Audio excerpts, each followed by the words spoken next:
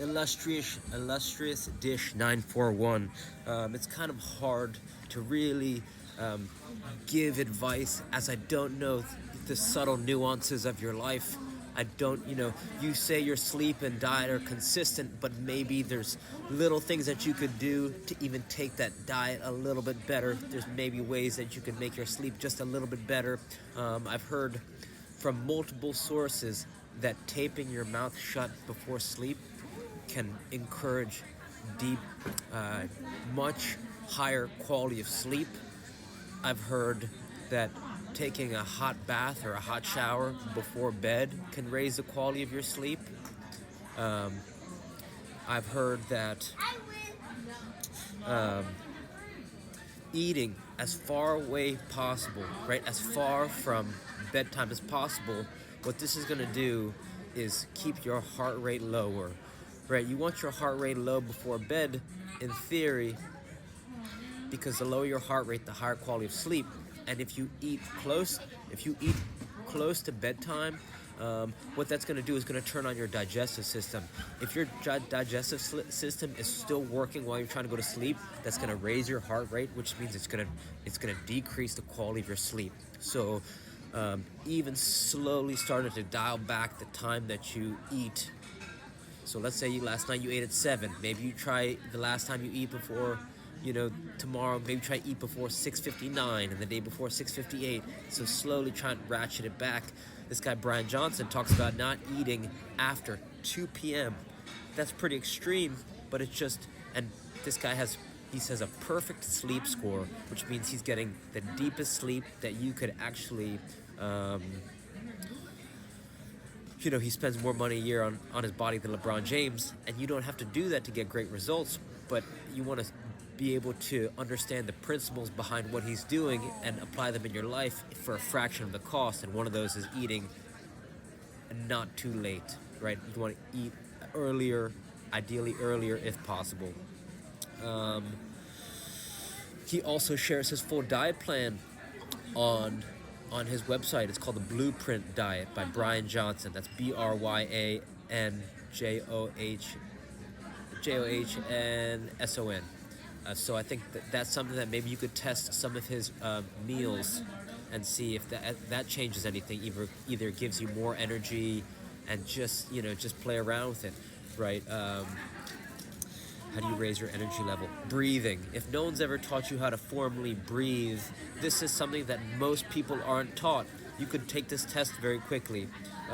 If someone told you to, so at this moment, right now, take a deep breath.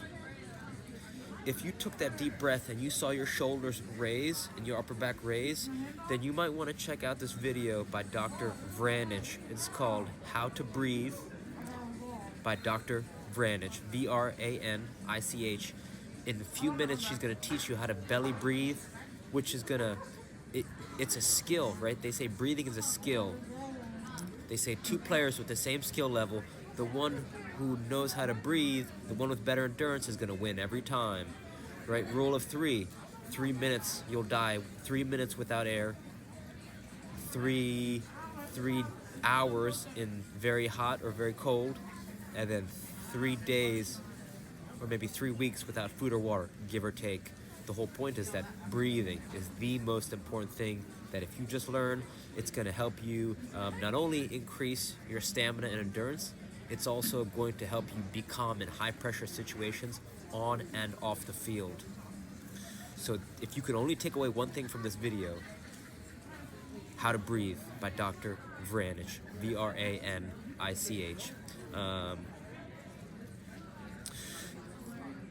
Right when you wake up, you want to start to circulate your lymph, right? Tony Robbins says you have 2 times the amount of lymph that you do than blood, and lymph is very it's not it's almost like if I'm understanding this right, you gotta start to move your body to get yourself going, especially in the morning, right? The first 10 minutes when you wake up and the last 10 minutes before bed you could argue are the most important time periods of the day. They kind of set the bookmarks, right? They set the tempo, they set the winding up, and they set the winding down. So you really got to invest in those 10 minutes. So Andrew Huberman, he talks about hydration, sunlight, movement. Hydration, sunlight, movement are the things that you want in the first 10 minutes of your day. You could start to look into cold plunging, cold showers if you've got access to a tub or a bathtub or a shower. Starting with start with a hot shower in the morning and then transition to cold. Joe Rogan talks with David Goggins that it helps you become more resilient, right? Wim Hof talks about this. It helps you become more resilient, helps you boost testosterone, lower cortisol. Prevent sickness. It just it electrifies you. It just makes you feel like a badass.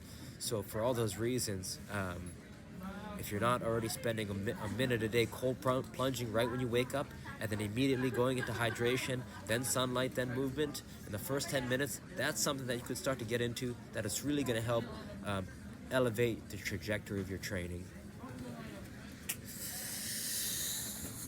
If you're not using an RMT rope, I'm 10 times the player I was 10 years ago because I've learned the alternating underhand sneak, right? I'm gonna say that one more time. It's probably the most powerful thing you could learn in terms of a movement skill. I'm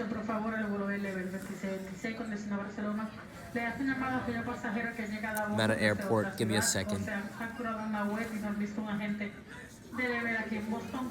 Por favor, proceder inmediatamente a la puerta marcada E10 para la verificación de su pasaporte antes del embarque. Tiene su carta de embarque de American Airlines, checkbook, impreso en casa o en el teléfono. Procede inmediatamente a la puerta marcada E10 para la verificación de su pasaporte antes del embarque.